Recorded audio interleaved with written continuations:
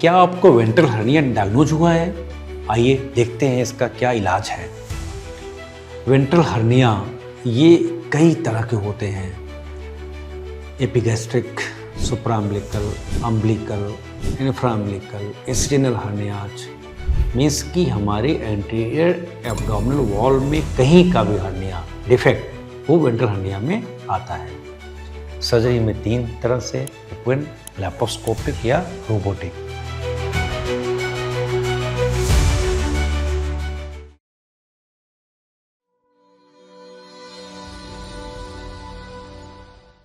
क्या आपको ventral hernia diagnose हुआ है? आइए देखते हैं इसका क्या इलाज है। नमस्कार, मैं doctor Ajay Yadav, director and head GI surgery Max Healthcare Lucknow. Ventral hernia ये कई तरह के होते हैं।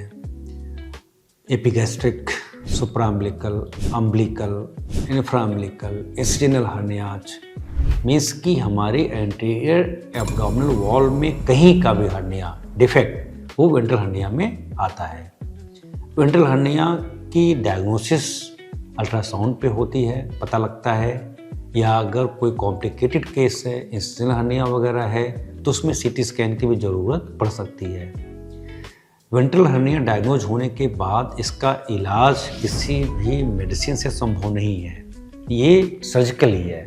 सर्जरी में 3 तरह से, ओपन, लैप्रोस्कोपिक या रोबोटिक। ओपन टेक्निक आजकल ऑब्सोलीट हो गई है, ये वहीं पर होती है जहाँ पर लैप्रोस्कोपिक और रोबोटिक सुविधाएं उपलब्ध नहीं है। रूरल एरियाज में जहाँ पर लैप्रोस्कोपिक रोबोटिक है, तो वहाँ पे इन दोनों में हमें चूज करना होता है कि कौन सी सर्जरी करवाई जाए। Robotic surgery most advanced and latest technique है। इसमें सर्जरी के दौरान या सर्जरी के बाद कॉम्प्लिकेशंस लैप्रोस्कोपिक की तुलना में बहुत कम होते हैं। वेंट्रल हर्निया की सर्जरी में हम सबसे पहले पेट में 2-3 होल बनाते हैं, फिर हम अंदर गैस भरते हैं, CO2 गैस। इसके बाद हमारे इंस्ट्रूमेंट अंदर प्लेस करने के बाद जो भी कंटेंट हर्निया के अंदर गया है उसको बाहर निकाल कर नॉर्मल पोजीशन पर रख देते हैं, रिपेयर करते हैं टाँके के साथ। इसके बाद इस पर हम डिफेक्ट की साइज के हिसाब से मेश का मेजरमेंट करने के बाद बायोलॉजिकल मेश को इस पर अप्लाई करते हैं। अगर हम लैप्रोस्कोपी से कर रहे हैं तो उसमें हम कील या टैक्स का इस्तेमाल करते हैं। एक वेंट्रल हर्निया कितनी भी छोटी हो, उसमें अगर हम मेश को लगा रहे हैं तो कम से कम 20-25 टैक्स की ज़रूरत पड़ती है। टैक्स मसल को पेट की दीवार की मसल्स के साथ फिक्स कर देता है।